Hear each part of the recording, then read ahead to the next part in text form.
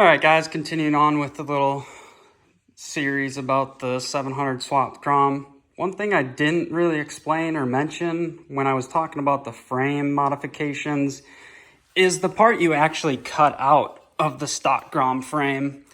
So this is essentially the main, well, the only frame rail on the stock Grom. This is the mount for the little 125 engine, but that basically sits in there like that. And before I slid the engine in, I needed to have my top mounts welded up, and then I cut this piece out, and then I was able to move the engine over and get it kind of set up in the frame, you know, as far back and as far up as I could. So I just want to go over that real quick, because I know I've made a few videos that I haven't used, and sometimes I remember to put that in there, but that's just one note about the last video.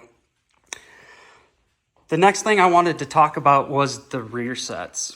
So I opted to go with just Amazon rear sets. You can go with Woodcraft or whatever fancy ones you want, but just know that you may have to modify them. So instead of cutting up a $400 or $500 set of rear sets, I just went the cheap way, replaced the hardware, and Loctited the crap out of it.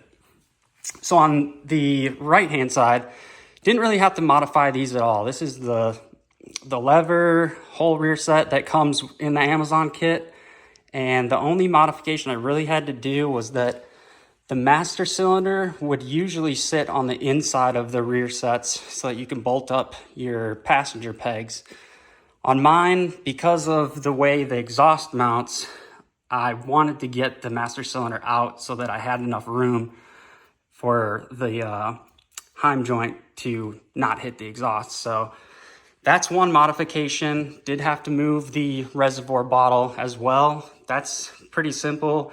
Just made a little mount for it and moved the location.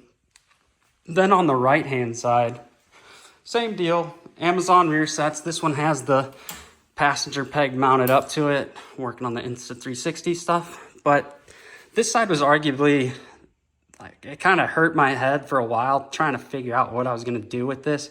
Because if you look at the Amazon set, that's where the linkage is supposed to go. So mind you, that's the linkage when it's still the 125. On the MT07 and R7, I believe the lever or the shift linkage that goes down to the lever is actually kind of at an angle like this. Well, obviously here you couldn't do that.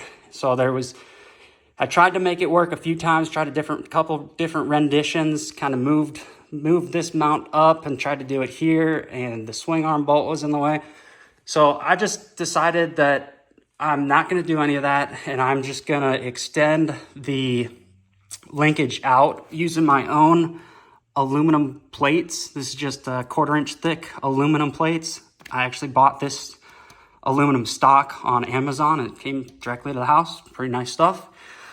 So I just went ahead and drilled my own hole. This is where this lever would usually mount. I decided to extend that, give myself a little bit more leverage, and then do just a regular linkage straight up to the shifter, or to the shift shaft or pivot arm, whatever you want to call it.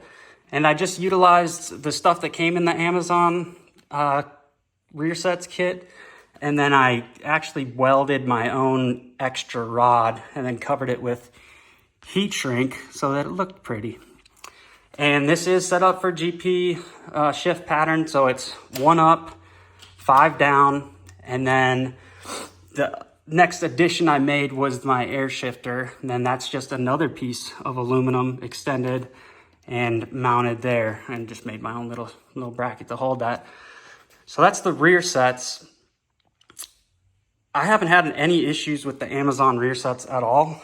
I actually think they're fairly nice for what I did with them. They're a little sketchy when you get them. The parts are kind of just thrown in there and they're sort of together. It takes some time to figure everything out, and you do end up with like extra hardware and junk at the end. But they came out great. If you went with the stock foot pegs. I don't have the stock ones off the 23 to show you, but I can show you on the 500 if you were to go with the stock rear set mounts. So this, it's similar to the 23, but notice this is where the stock one bolts up and the actual pegs are forward. So on the other side, this actually gets into the case, and then the foot peg is just so far forward that it wouldn't really work here. So if it was sitting there, again, your foot would be dang near touching the case. So this is a great option. I know a lot of people talk junk and everybody wants to put the fanciest stuff on their bike, but if you're doing a swap, I would highly consider doing that. I think these are 125 bucks for the set. Yeah, they, Chinese-y them, but if you can make them work and maybe replace some of the hardware and then Loctite them, you just make sure you Loctite your stuff. There's absolutely no reason these can't be considered a decent set.